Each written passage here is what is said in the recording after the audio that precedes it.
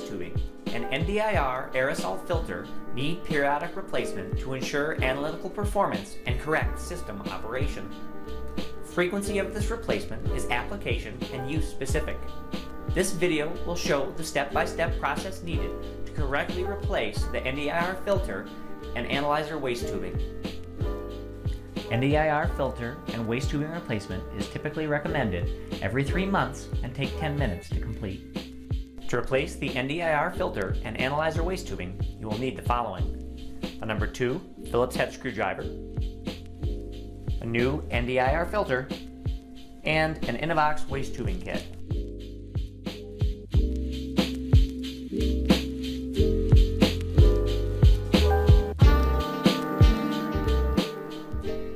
Anytime we're performing maintenance on an InnovOx, we should always take safety precautions. That means wearing safety glasses, chemical-resistant gloves, and of course, a lab coat.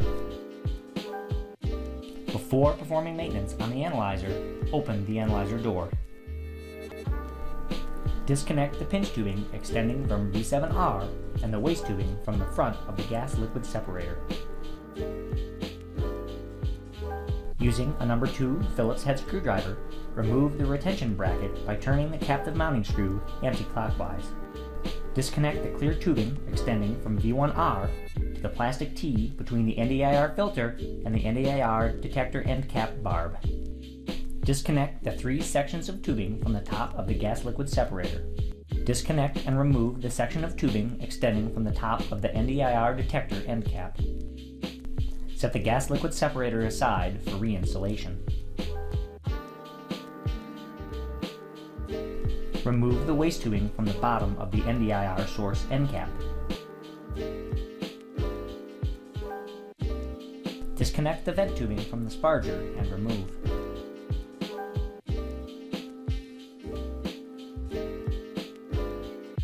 The InnovOx waste tubing kit comes with pre-cut sections of tubing specific for each location. As a reference, the tubing location and corresponding lengths are provided here.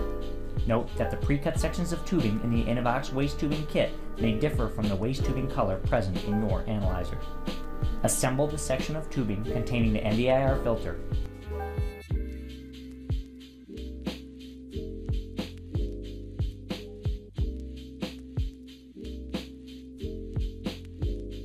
Note that the filter is directional and the inlet needs to be facing down.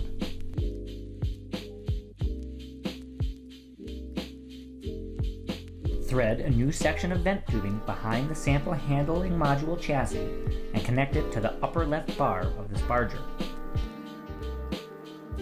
Place the free end of the vent tubing through the white plastic clips running across the top of the reactor module. Make sure the barbs on the front of the gas-liquid separator are facing forward. Starting on the left, connect the section of tubing that extends to the bottom of the NDIR source end cap. Next, connect the section of tubing with the NDIR filter to the center barb. Connect the free end of this section of tubing to the barb on top of the NDIR detector end cap. Connect the remaining section of tubing extending from the sparger to the barb on the right. Connect the free end of the tubing attached to the top left barb of the gas-liquid separator to the bottom of the NDIR source end cap. Reconnect the clear tubing extending from V1R to the plastic T between the NDIR filter and NDIR detector end cap barb. For easy reference, there is a schematic of the proper tubing connections located inside the analyzer to the right of the gas-liquid separator. Replace the gas-liquid separator retention bracket and tighten using a number 2 Phillips head screwdriver by turning the captive mounting screw clockwise. Reconnect the pinch tubing extending from V7R and the waste tubing to the front of the gas-liquid separator. The section of tubing extending from V7R should be connected to the upper right barb. The waste tubing should be connected to the lower left barb.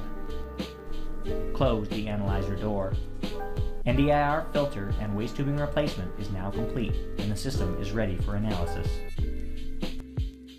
For additional information, or to view other videos in this series, please visit us at www.suezwatertechnologies.com.